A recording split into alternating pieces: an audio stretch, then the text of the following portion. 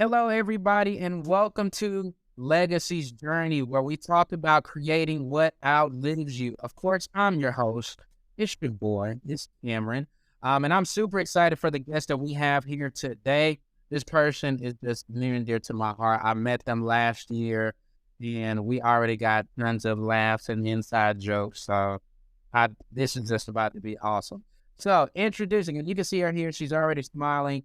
Vanessa Esquivel, come on, head of Concierge at Master Hackers. Now, what is Master Hackers? It's a mastermind for marketing agency owners making over $500,000 a year. So she literally is working with people who, these aren't small goals. This isn't just hit your first six figures. No, she's working with people every single day that have high goals, and it's literally her job and her passion to help them to get where they want to be. So without further ado, she's here. I'm going to let her introduce herself and get into a little bit about how she got started. Go ahead. Take it away. Thank you, Cameron. Thank you so much for having me. I'm honored to be here today with you guys. Yeah, so a little bit about me. I am from Nicaragua, currently living in Chile. I've been in the marketing world for over 10 years now. I've done just about everything from being a digital strategist all the way to product, and even tech products as well. So I have my favorite thing in the world actually is working with business owners, working with people actually. So I can say that I am living my commitment in my day-to-day. And live at All right, when you say living your commitment, now go into that. What is that? Okay, so commitment, and this might be something we use very internally at Master Hackers, but it's like your mission, your why. Okay. So my commitment, yes. So my commitment is to be the best version of myself so I can empower others to be the best version of themselves. And this is like very wide. I do not you can see me as a business consultant if you want to, right? But I'm not a business coach, because being a coach is the hot thing right now. Right. Yeah, I wouldn't like to call myself a coach, to be honest, yet sometimes it happens. I end up coaching because it's what's needed, right? And if you know me, you know that I'm gonna do what's needed for my business owners, my master hackers, my clients to succeed, right? So whatever it is that they're facing, it can be an internal business issue, something that has to do with operations, something that has to do with sales, something that has to do with marketing, packaging, and all that. But I do not limit myself to the business. My priority is the business owner. And so my mission is literally that my business owners, the business owners that I work with, are able to get ahead in their business, grow, obviously reach those 7 figures that they so want, but also maintaining sanity and stability. So, and why not? Sometimes I am able to facilitate stuff to them, which could be considered shortcuts. Because since I've worked in the industry for a while, and Master Hackers, it's part of Height Digital. No, I was about to say, you gotta break it down, because these are new listeners. They may not know, they may be trying to learn, they may be trying to get deeper insight. So you gotta break it down for us. All right, so who is Height? Okay, so Height Digital is a digital marketing agency franchisor. Yes.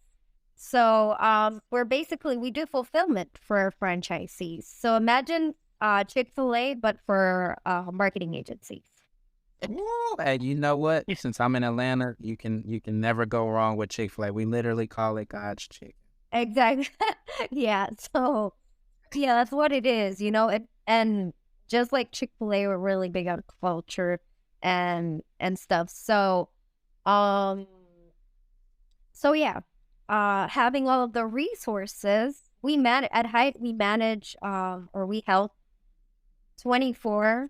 I think it's 24, or maybe we just Googled 25 digital marketing agency owners with the name Height. For example, Height Atlanta, Height Dallas. Shout out to Andrew. Yeah, shout out to Andrew. Height Dallas. Shout out to Tati. Yeah. So we have, everybody has their territory, although the franchise. Okay. So we, in the mastermind, what we do is we actually share all of our resources. So, for example, you, Cameron, you asked me, hey, I need an SOP for client management. So I go and I literally save you time, basically. That's true. I save you time. Yeah, I save you time, and I go to my other master hackers, to my other clients, or our agency owners, and I ask them, hey, do you have an SOP for account management? And they're, yeah, sure, here you go. And okay, let's make it more practical for him because, like, and in case you didn't know, so in my case, right, so everything she's saying is completely true because I'm also in Master Hackers myself, which is funny story in how we met. I guess we got to give you guys context. So her boss, which we will not name her for this podcast, but she stalked me on social. I'll just play. She didn't stalk me. She just was in my DMs, and she basically said, hey, we're having this awesome, I don't know, do you want to call it an event, a conference? Yeah. We'll say an event. And come down to Costa Rica and meet all these other agencies. So I go down there, and to make a long story short, Vanessa kind of finessed me a little bit. Oh, yeah. And to become one. She literally was going to like, I don't understand why there's some type of struggle. You just need to just come on and join. You gonna work with me, and I'm gonna just help you reach your goals. And I was just like, okay, wow, just that. And she just like walked off, and she's just like, if you want to see me, just bring your card. You can find me. I was like, dang. But to her point, right, she does exactly what she says. So like, she even just helped us kind of rebrand recently. And did she do the actual like logo work? No, but what she did do was say, hey, we need to take a look at your positioning. How are you coming across to people? Because what you're telling me may not be matching with what these other people may see. And then, of course, because she works with agencies, it's not like she doesn't know what to do, how to position yourself, etc. So then she literally, I know for me, she give me homework every 2 weeks. Oh, yeah. And it's like, hey, these are your things you need to do, because she's not a person that just says, do these things. It's, this is what I want you to do. This is the why. And the next time we meet, it needs to be done. And during the 2-week break time, she's like, how's that homework coming? Remember your goals. Remember what you said you wanted to achieve. So she is literally taking all the resources from all of these different business owners and being able to come back and say, we've tried that over here with these 5 other people, and I'm going to just be honest, that's not going to work. So you can't do it, but just understand this or the other way. So she's literally like as good as she said. Oh, Just throwing that out there as, you know. the best. I'm just So sweet. Thank you so much. Thank you so much. I feel all right. So now that we've established how on point you are, top notch. So what would you say are some of the common things that you're seeing like as a common thread between all of these people? Because to your point, you're not working with like the newbie, you know, you're working with somebody. If you're hitting 500K and up, these are people who, what's the word we want to use? Like they already have some type of proof of concept. They already probably have some type of team in place, and they're probably in like year maybe 3-ish or between 3 and 5. So like, what is some common threads or challenges you're seeing? Hey, these marketing agencies, they're dealing with these 1, 2, or 3 things. And then how are you helping them to work through those things so that they can get to those goals that you mentioned earlier? Wow. Great question. There's no common there's nothing common. All of the business owners that I work with, they are in different, even if they're making the same amount of money, some are actually making over 3 million, right? So it's different for everybody. But some of the struggles that I do point out and I do see and I know that are important to assess are mindset. That is my favorite one. That is my favorite one because you know how sometimes you can not get to a goal. Whatever took you here to this point is not gonna take you to the next level. So working. Oh, wait. You dropping gems. Hold up. All right, say that again. In case they was, they was on their phone or the baby screaming. Say that last little sentence again. Okay, whatever mindset got you here today is not what's going to take you where you want to go. Okay. So, I see a lot of, and I'm not going to call out names. This is very common for everybody, even myself. I see a lot of imposter syndrome in business owners.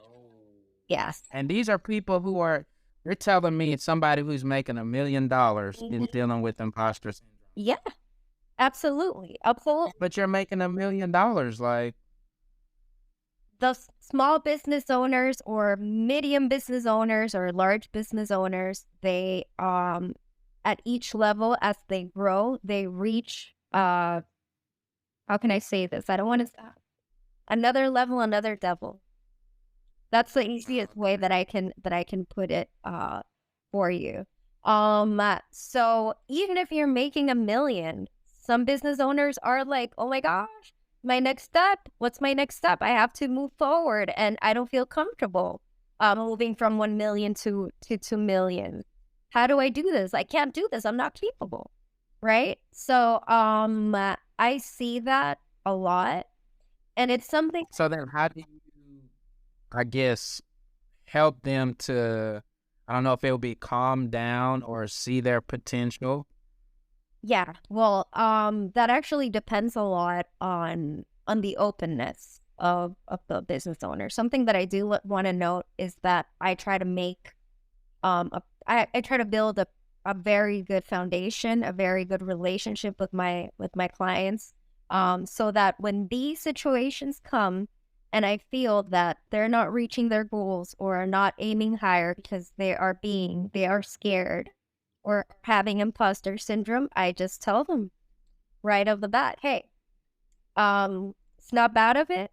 This is what's happening to you. You have fear, like you fear other heights.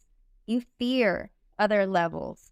So, yeah, so it's just calling them out. And as you say, like you can be honest about me. I do not have a problem with calling you out and telling you. She does not. That's fair. Yeah. That is very fair because, especially I think when we first started, I remember like my first goal was like, I think it was like sign 7 clients. And you were like, what? And she's a little lower. And I'm like, no. And you were just like, okay. I personally think it's low, but you go ahead with that.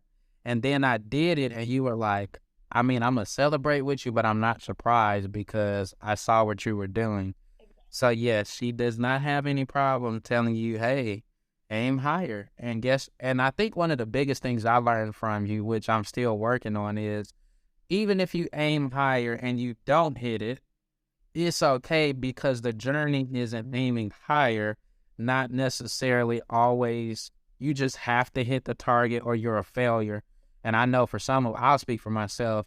For me, that's kind of how I was wired. Like, well, if I don't hit this number, then that means I was trash. I just didn't. And you're like, no, because what did you learn on the way to not hitting the number? Was it something that you could have maybe worked on or modified? Was it something completely out of your control? Like, it's not just a one size fits all. So I personally really appreciate how you do spend the time to know our goals and try to understand how we're wired in order to be able to I can't let you have that one, or I'll let you have your moment because that's normal, so I can speak to that as well. That's true. Yeah, it's true. I mean, everybody is wired differently. That's why, to me, it's very important to get to know my clients at a personal level, to which they're comfortable with. Obviously, I don't have a problem with being comfortable with it, and being personal. Like I love my community. I ask them for prayers all the time. That's how transparent I am. So I do try to like connect through through me. And yes, like setting high goals. If I've always this I learned this from a former CEO of mine. He said if the goal does not scare you, it's not big enough. So, and purposely, Or if Vanessa says it's not big enough, it's not it's big enough. not big enough. So my first goal was, Obviously, my first goal, I was here. Yeah, my first goal, I was there, and you were like, I think it should be higher. And I was like, nah, that's high. And you were like, I want you to go and pray about that because that's not what I'm saying. But I'm gonna just say okay for now because I'm gonna just say okay. yeah, I knew it. I knew it. I knew it. It's just a matter of like literally. That's common though. Huh? You're saying that's common though. Yeah. Like that's not like an Cameron thing. That's like everybody. Everybody has their like their limitations. I have limitations. Everybody does. I have a person who like literally pushes me outside of my comfort zone, and that is my boss. You know her. So yeah. So literally, yeah, I also have someone who pushes me outside my comfort zone. So let's say that I push you and try to push all of you out of your comfort zone. Um uh, That's fair. exactly. And yeah, that's the beauty of the job that I do, of my day to day. The beauty is connecting with people, and getting to know them and getting to help them actually get past their their issues, or the walls that they might be facing, in order to get to that next level of business. Yeah, and I like how you said how you have somebody pouring into you so that you're full, and then you take from that being full and pouring into others. So I think that's definitely something to note because a lot of times we try to operate from an empty place versus being full. But since you're talking about these high goals, so okay, that brings me to another question. So what qualities do you think are essential for these business owners or business leaders to possess, and how do you possibly help them to continue to develop those same qualities? Okay. What the main quality that I say and it's kind of hard because not everybody can be one. It's leadership. It can be Oh, I did not self think you were going.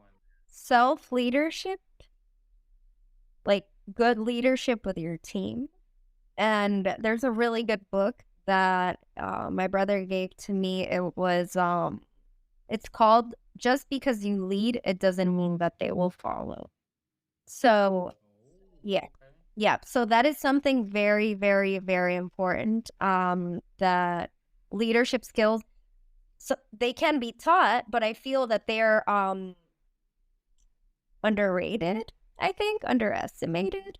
I I agree with that. Yeah. Yeah, you're dealing with people as business owners. You're dealing with people. Um, uh, your people are the ones who actually fulfill your service, especially agency owners, right?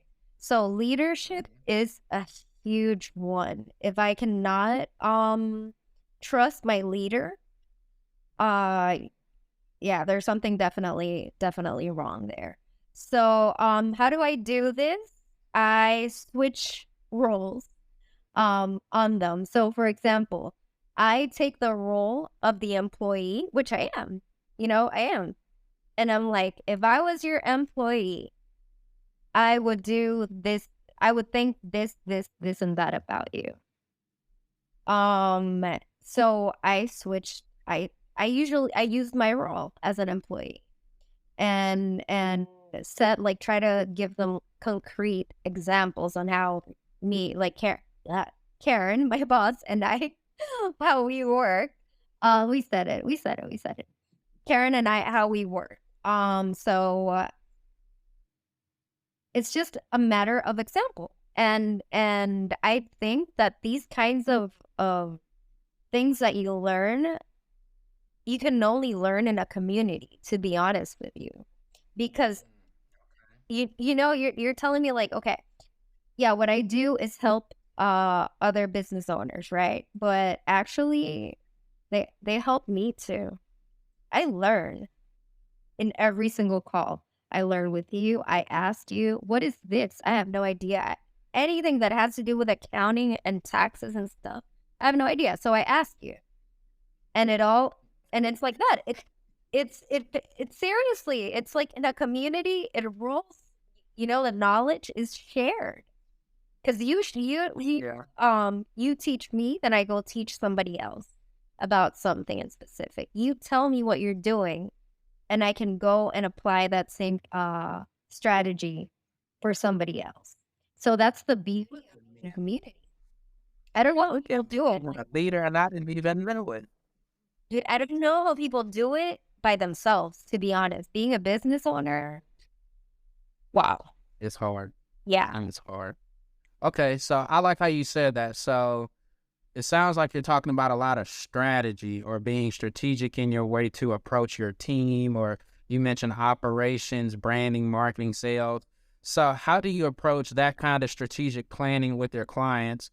And like, what are some of those things that you would say are key components? Because you mentioned everybody's different. So I'm guessing it's not a one size fit all, but like if you can try to maybe summarize, like what are some of those, I guess just how do you approach it in general? Maybe that's the easiest way. Yeah. How do I approach it? Like the first thing that I do is I audit. First thing that I do is I audit where they're at their business, how organized they are. That is super important. Especially, and shout out to my visionaries out there. The world wouldn't be the same without you.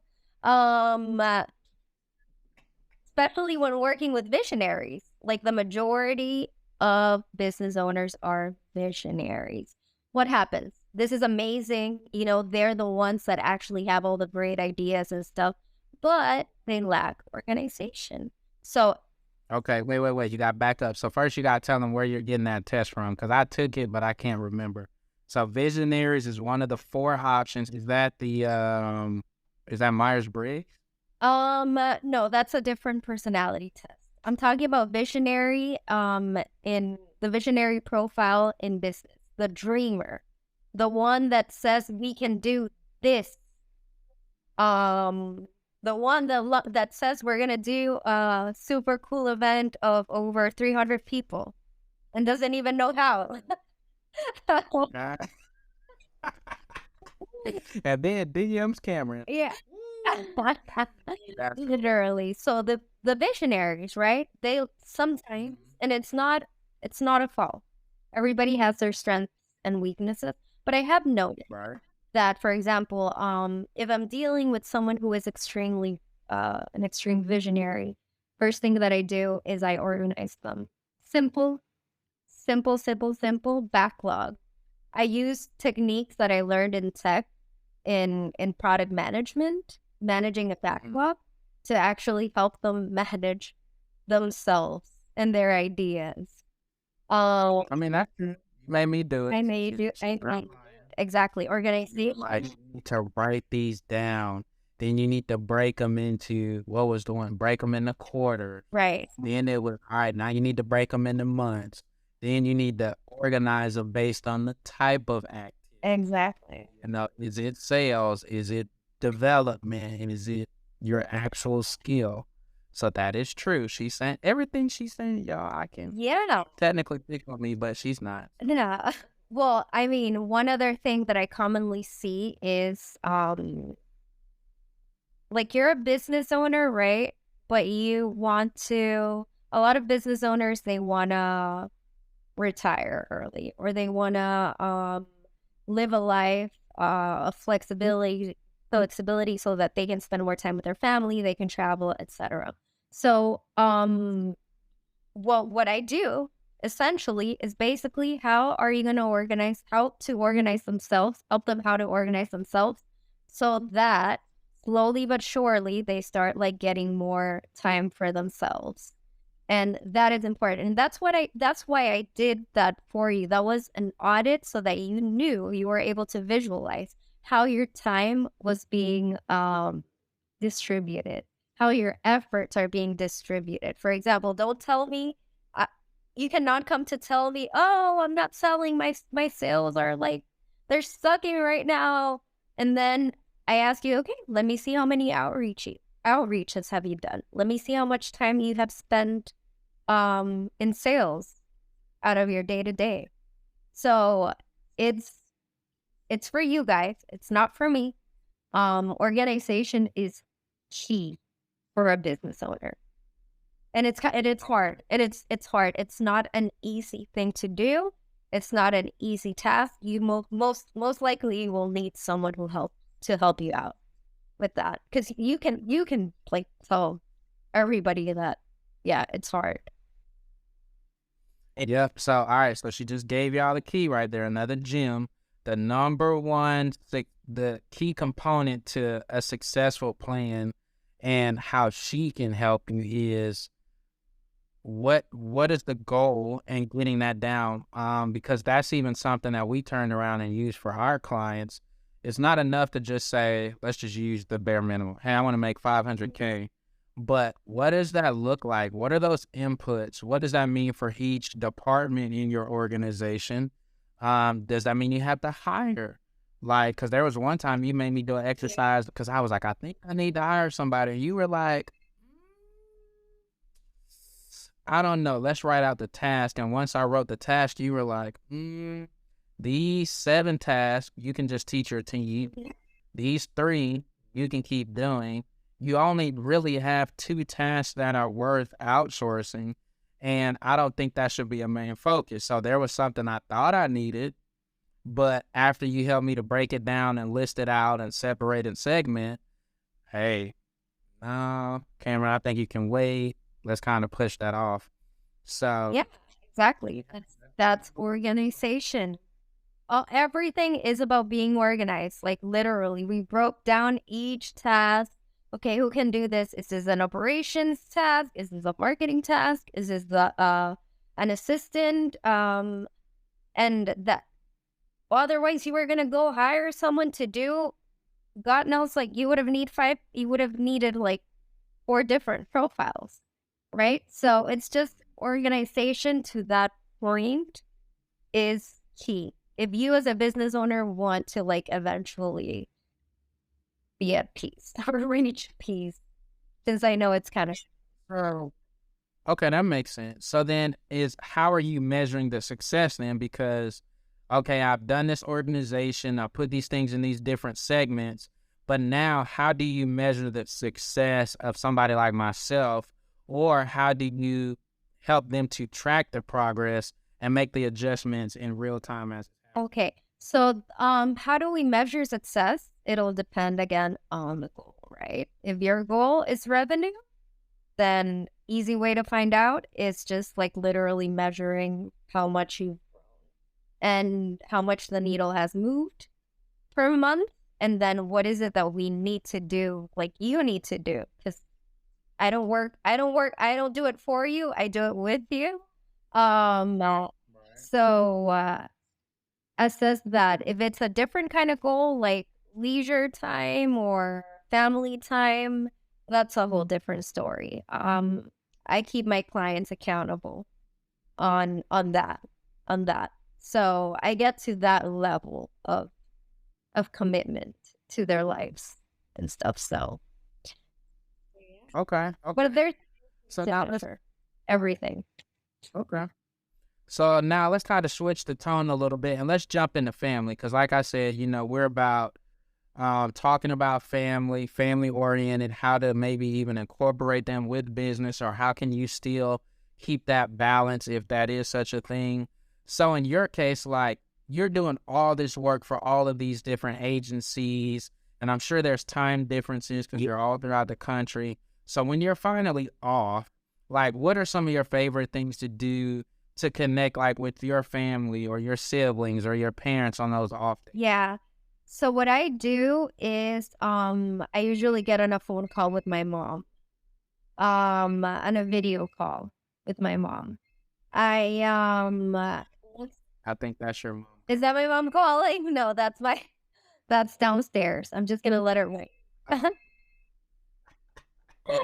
Keep going. So you call. So I call my mom through video, right? And I love hearing from her and seeing her. Sometimes we don't do anything. We just like keep each other company, which is something beautiful.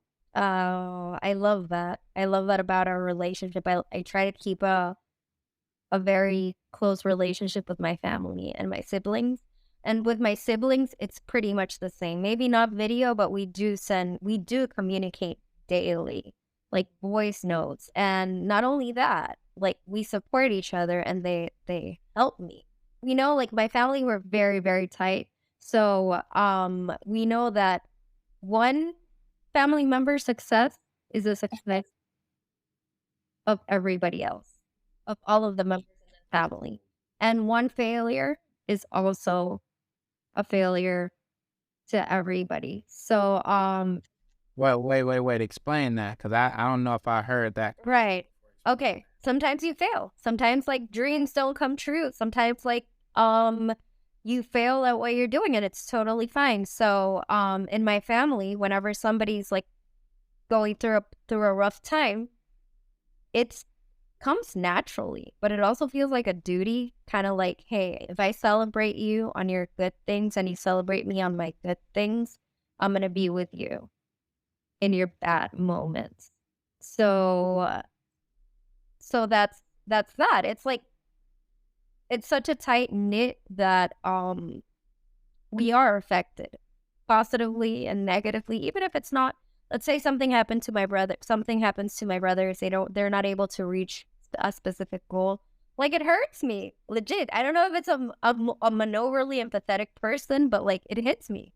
I suffer, like literally. I have pride with my brothers, like with them, for them. So, so yeah, that's what I do. I always communicate with them. That's what's up.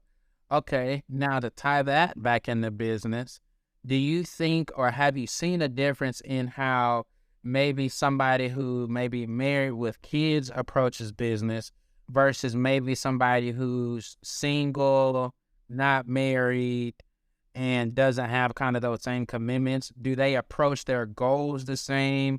Are you coaching them up the same? Or do you see kind of two different approaches to the same goal? It's different approaches to achieving their goals. Usually single business owners, they are the ones who can get like they want to reach the stars and fast.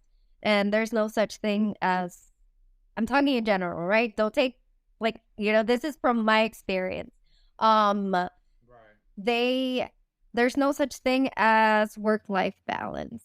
Sometimes they take their work to their personal life, and it's not uncommon to see that like if they have a significant other, they talk about work all the time, which is something good because like you share, right? The idea is to be able to share the person that you're with.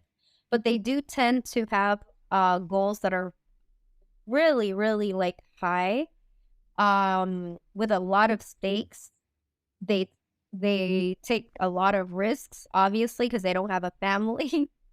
And then the married with family business owners, they're a little bit more grounded. I would like to say grounded. They usually do not, if they're going to take on a risk, it has to be a very, very calculated risk because they have a family to support. And they worry more, obviously, for the same reasons. And yeah, so that's how they approach goals. Their goals are mainly for their family life. Okay. Okay. That makes sense. All right. So now talking about family, you talked about how sharing in the successes of your siblings, how that affects you. So what would you say are like 2 or 3 practices that contribute to your success? Because we know there's so many different ways to approach just business in general. But if you could say, hey, I did these 2 or 3 things and they really help me to move forward and keep moving forward, what would you say those 2 or 3 things are? Number one, prayer. Prayer or meditation. I do both, honestly, because they serve different purposes, I feel. Number two, reading. I am always reading a book or listening to an audiobook. Always, always, always, constantly. Right now, I'm actually listening to Donald Miller's Story Brand, and I legit The homework. every chapter I can, yeah, the one that I told you to go read. Yeah, exactly. Um, yeah. So so whenever you read something, whenever you learn something, and you can actually transmit that value to somebody else, to me that's key. But I need to know. That's how I feed myself. That's how I train myself to be able to help others by learning. And then the third one would be learning how to receive as well. Because yeah, learning how to receive as well, because what happens in a role, like in my role, and I think, and I assume it happens also to like coaches and people who do service, right? People who and like service. So they tend to overgive. I tend to overgive sometimes. I don't mind. I don't care. But I don't notice it until like empty. So that's when I literally go and reach out to my community. You guys are my community. I reach out to you and I'm like, Cam, can you please send out a prayer for me? You know, I'm feeling like this, and that. Feeling a little empty right now. Um, and I'm like, yeah, receive. I learned how to receive. So, and from other people, obviously from my significant other, from my family as well, from my friends. Oh, shout out to Boo. Shout out to Bay. All right. To boom.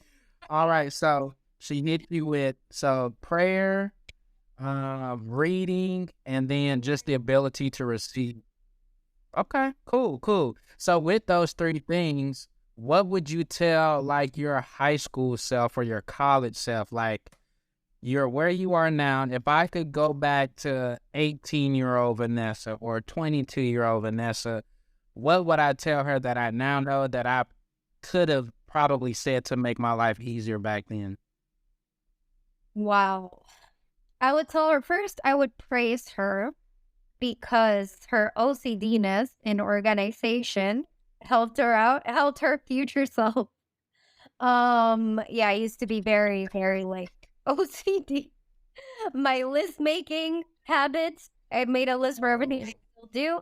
I would like to, No saying this that you make your clients right. and exactly that same, yeah, I do it for myself. Um, I would praise her for that. Um, Okay. and but I would also tell her that eventually she was going to be in a position where she was going to like actually have the ability to impact and to help other people achieve their dreams, goals, and yeah, and that would fulfill her a lot. That would be what would make her the happiest in her personal life and professional life. Cool, cool. That's what's Yeah. up. All right, well, we're gonna wrap this up. I mean, me and you could talk forever, but I know you gotta go save the world, save some more business owners. Probably gonna ask me right after this, how am I doing on my homework? So, with all that being said, if people want to work with you, they want to get in touch with you, maybe they want to have you on their show or their podcast, maybe they want to have you to speak, maybe they want you to go into more detail about these different strategic approaches. How can they get in touch with you? What's the best way, etc.? And I'm going to let you have the floor. Okay, so ideally, if you have Facebook, you can look for me in Facebook, Vanessa Esquivel. You will recognize me with my face. I'm wearing a beach hat, and I'm at the beach in my profile picture, and you'll see like the cover photo is of my family. And that would be the best way. You can also drop me an email at vanessa@digitalagencyhacker.com. And there's always Instagram with handle Vanessa Esquivel CH. So I'm looking forward to hearing about everybody here. Oh, man. Yeah, we got some good guests coming. Some of them you may know, because I know. everybody. So some of them you may know, but we're just so thankful to have you. Hopefully everybody was able to take some of those gems you dropped, where there was about having a plan, being strategic, being organized in regards to not just your goals, but how you should achieve those goals. That everybody deals with imposter syndrome, but it's about working through that and working through those fears about how the success of the village is for the village and the failures also affect the village, about being enough and how you are going to impact the world. Hopefully people really heard those and took those to heart. I appreciate you. Like she said, if you want to get in touch with her, get in touch with her on Facebook. Don't be a creep if you're one of those type of people listening to this. We don't do that here. So there's that. So, with all that being said, this is Cameron. I don't even know if I said like what I do. I mean, I'm the host, but you guys know I own Kinley Consulting, which is focused on your strategic financial growth, your favorite CFO. So, of course, we're here to help you with CFO services and consulting for your agency or for your small business. And these are the types of people that we want to not only work with or partner with, but that we want to bring on this podcast to give you guys just kind of the behind the scenes. A lot of times you see on social, and I mean, Vanessa can tell you this because she probably laughs knowing her, but you know, these people with these jets and fancy cars, like that's like the outside, down the line stuff. Most other people are doing what we talked about. How do I get this plan down, overcome my fears, hire operations, etc. So these are the types and the quality of people that we're going to be bringing to you guys. So I'm so excited that you got to meet somebody that I know that has personally helped me, that tries to claim my child every single call and every time she sees you. My boy. So there's that. He is not here today. He is somewhere else. And that's why, because we wanted a good podcast. But thank you guys so much for your time. We hope you enjoyed it. Make sure that you check us out on YouTube, on Apple Podcasts, on Spotify, wherever you like it. Thank you guys so much, and we can't wait to see you on the next episode. And don't forget, the legacy is always a journey, but what's most important is you creating what outlives you. See you guys.